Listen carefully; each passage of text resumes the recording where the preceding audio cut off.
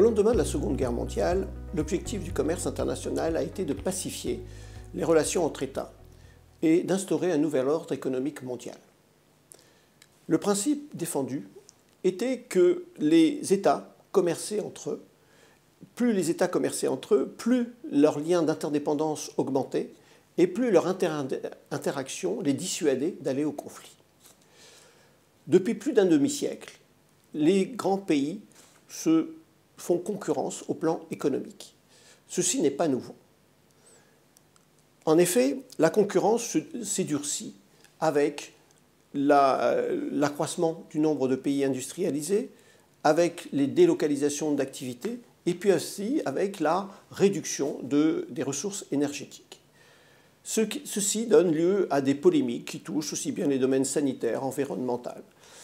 Mais également aussi, en réponse, il y a eu des mesures de rétorsion. Notamment, ceci est passé par des contingentements, par des dumpings, par des réglementations, etc., etc. Néanmoins, ce qui est nouveau aujourd'hui, ce sont que certains éléments constituent une rupture avec le passé. Les gouvernements parlent, et notamment les hommes d'État, parlent de guerre économique. Tout d'abord, les mesures protectionnisme décidées par les États-Unis ont provoqué, d'une part, une certaine crispation, notamment des pays européens et de la Russie, et d'autre part, la saisie de l'Organisation mondiale du commerce par la Chine, qui a décrété, qui a décidé, qui a accusé les États-Unis d'instaurer la plus grande guerre économique mondiale de l'histoire économique. Ensuite, parce que la fuite en avant vers le protectionnisme amorce un virage à près de 180 degrés avec le mouvement généralisé de libéralisation des échanges. L'attitude de Donald Trump actuelle témoigne d'une rupture avec l'époque passée. En effet, la mondialisation n'est plus heureuse, elle est l'instrument du conflit. Ce qui étonne aujourd'hui, c'est l'enchaînement inédit des sanctions et des représailles et que le terme de guerre soit désormais justifié puisque l'une des parties est disposée à supporter des pertes pour en infliger plus importantes à sa contrepartie. Cet épisode rappelle que le commerce est indissociable de la guerre. En fait, le commerce repose sur un minimum de compétition et d'émulation.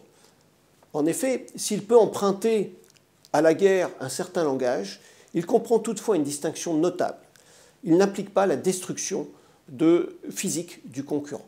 Pour autant, le commerce demeure une activité conflictuelle, reposant sur une bonne part de ruse et aussi sur la maîtrise de l'information, voire sur sa capacité à la manipuler.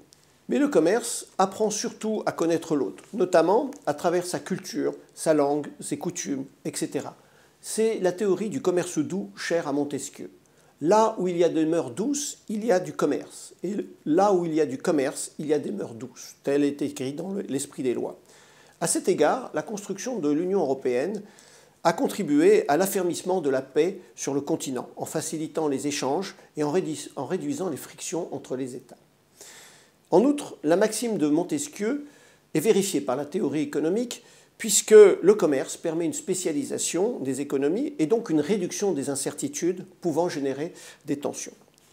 C'est pourquoi la reconnaissance du caractère particulier du commerce a motivé depuis plus de 70 ans un encadrement assuré par les grands organismes internationaux afin de lui retirer ce qu'il peut comprendre de potentialité guerrière. D'ailleurs, à cet égard, les hommes politiques et commentateurs emploient aujourd'hui un langage guerrier. On parle bien volonté de défaite, on parle d'avancée, on parle de revers, on parle de vainqueur, on parle de perdant. Et aujourd'hui, en fait, face au double traumatisme de la crise des années 30 et de la Seconde Guerre mondiale, eh bien, l'objectif du commerce a été de pacifier les relations économiques, voire d'instaurer un nouvel ordre économique mondial. Dans un contexte où la propagation actuelle du nationalisme en Europe et aux États-Unis, combinée à l'esprit de revanche de la Russie et de la Chine, rappelle 1914, il y a un risque non négligeable que la situation commerciale puisse contribuer à déboucher sur des conflits, voire des guerres civiles.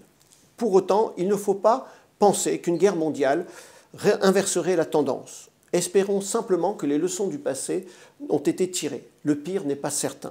Aujourd'hui, il faut bien comprendre que le commerce est le thermomètre des relations géopolitiques. Adam Smith, qui était un quasi-contemporain de Montesquieu, a souligné dans La richesse des nations que le libre-échange n'était pas incompatible avec les haines et les querelles. Aujourd'hui, pour se représenter l'importance du commerce, il faut s'attacher à suivre les représentations des bienfaits et des méfaits du commerce, de l'interdépendance qu'il génère dans l'opinion et dans l'attitude des décideurs politiques. Cette représentation était essentielle. En effet, si l'opinion est majoritaire et que le commerce est un facteur positif, cela va dans le sens d'une pacification. Si la tendance générale est plutôt négative ou dans une phase de scepticisme comme il est actuellement, la conflictualité risque de s'accroître. En définitive, n'oublions jamais qu'en dehors du commerce des matières premières, qui sont des facteurs majeurs de conflictualité, la guerre et la paix sont plus l'affaire de la géopolitique ou de la politique intérieure que du commerce.